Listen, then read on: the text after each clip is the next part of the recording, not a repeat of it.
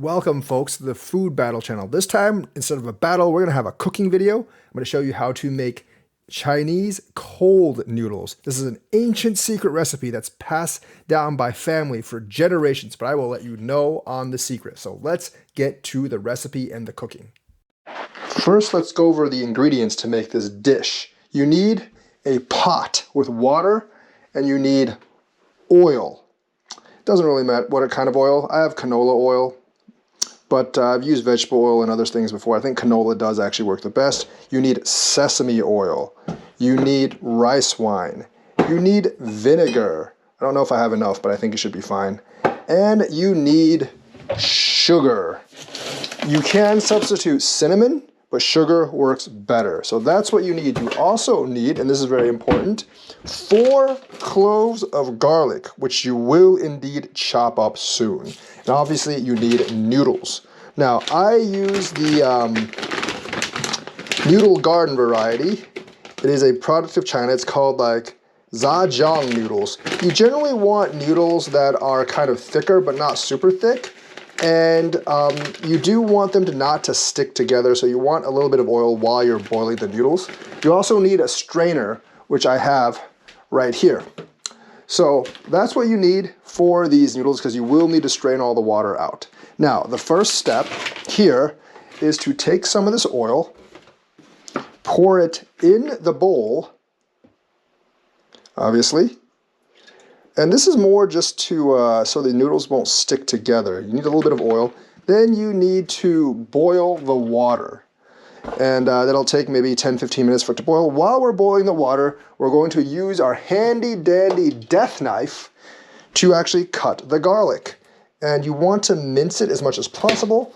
I'm not very good at mincing garlic. It takes me forever to actually mince it. But you just want to mince it for like very, very little bite-sized portions.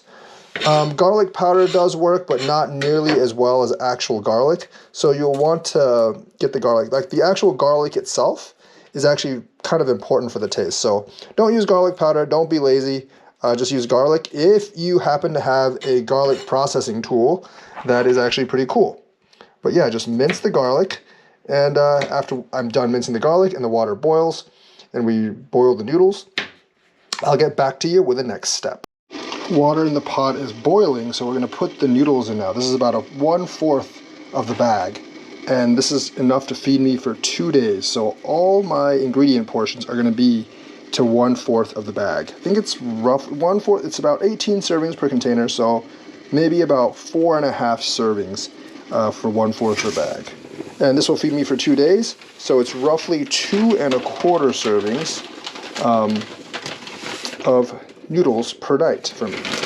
That is a fair amount. I eat some dumplings with this too, but there we go. We're going to let it boil for about 5 minutes because that's how long it takes for the noodles to be soft. The pot of noodles is done. We're going to dump it into the strainer. Basically, it's a little thing with holes in it. And it should let all the water out. Be sure to get all the noodles from the pot. I mean, you don't have to, but I'm always insistent on getting all the noodles from the pot out, just for cleanness of the pot. I don't want like noodles left in there and to stick to the bottom, because it's just not a very good thing. So we want to get all the noodles out. Just dump it into the strainer. And don't overfill the strainer, because then the noodles tend to stick together a lot more. I make that mistake a lot. You don't want the noodles to stick together as you're mixing. That's about the best I can do.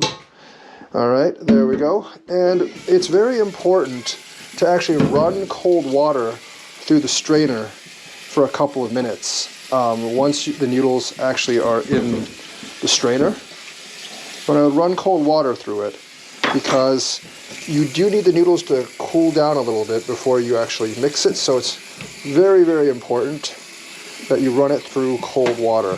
And this also prevents the noodles from really just congealing with each other right afterwards as well. So this also washes a little bit of the starch out of the noodles. But besides that, you do need to rinse them down and cool them off. Probably do this for 2-3 minutes at least, until the noodles are a little bit cooler. And then you will dump them into another smaller pot, which I have here, and mix the ingredients. Now, since the noodles are in the pot, we can mix ingredients. First of all, you want to dump the garlic that you chopped up into it. It doesn't really matter which order you mix the ingredients. They're all going to be mixed anyways. So then you want to dump probably like 1/3 cup of vinegar. I think that's going to be maybe like 1/4 cup of vinegar here. Just 1/3 cup, somewhere in there, that range. You don't want to dump too much because then you will have to add more sugar. And then you want to dump about the same amount of soy sauce, or maybe slightly more soy sauce. You don't have to counterbalance the soy sauce with anything, so it doesn't really matter. But you don't want to dump too much because then it'll be too salty. Of course, you want to dump some rice wine. That's just a taste mixer, and that's more to taste, but I'd say maybe like 1/2 cup or something, maybe, rice wine. It's good. And you want to douse it off with just a little bit of sesame oil. Not very much, just a taste, but just a little bit. And then you will want to use the measuring cup, and you will want maybe 1/4 cup of sugar, maybe slightly less, maybe like somewhere between 1/6 and 1/4 cup of sugar. I think I put a little too much of that vinegar in, so I'm going to have to balance it out with slightly more sugar, but that's fine. Remember, this is 2 meals, so you get 1/8 cup of sugar each meal. So that's all the ingredients that need to be dumped in, and of course you need to mix. And you just use chopsticks to mix. Mix all the ingredients really good. Make sure you get some of the garlic cloves aren't all on the bottom, and then mix it for roughly at least 5 or 6 minutes. Just remember to get everything. If you have a really strong pair of chopsticks, it really does help. You want to twist it as well, and this is why you don't want the noodles to stick together, because if the noodles stick together, then you get like just basically like segmented pasta noodles for food. I think I put too much vinegar and too much soy sauce in, but I think I can mix it in with these noodles. The thing is, the starch, I did wash away some of the starch, so I don't know if it'll absorb as well this time, but if you mix it for 5 or 6 minutes, I think you will get the taste that you want, and you should basically taste the noodles after a few minutes of mixing to see if you need to adjust anything. So that is not the last step, that is the next to last step, and we will have the last step in just a while. So let me finish mixing and I'll show you the last step. The last step is to boil a little bit of canola oil, just a little bit, because you're going to top off the noodles with it. So just a tad bit of canola oil. You don't need very much. Maybe like that. And heat it for 1 or 2 minutes. And then after you heat it and it's bubbling, just pour it on top of the noodles and mix a little bit. That oil is starting to pop. Turn the stove off. Then we're going to douse this with canola oil. Excellent. Put this in the sink. You can tell that it's been boiling, obviously. And then we're going to just mix the canola oil, not the burnt, but the poppy canola oil into the whole mess of noodles. And we've got ourselves a great batch of Chinese cold noodles, and it smells absolutely delicious. And of course, we have to taste test it. Oh, I did put some spices, or I did put a little bit of Sichuan pepper in here in order to give it a spicy taste. But let's see how it tastes. Absolutely exquisite.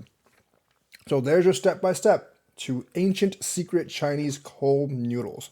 Make it to taste, adjust the vinegar and the sugar as you like it. And don't forget last step, because it is delicious when you pour it all together.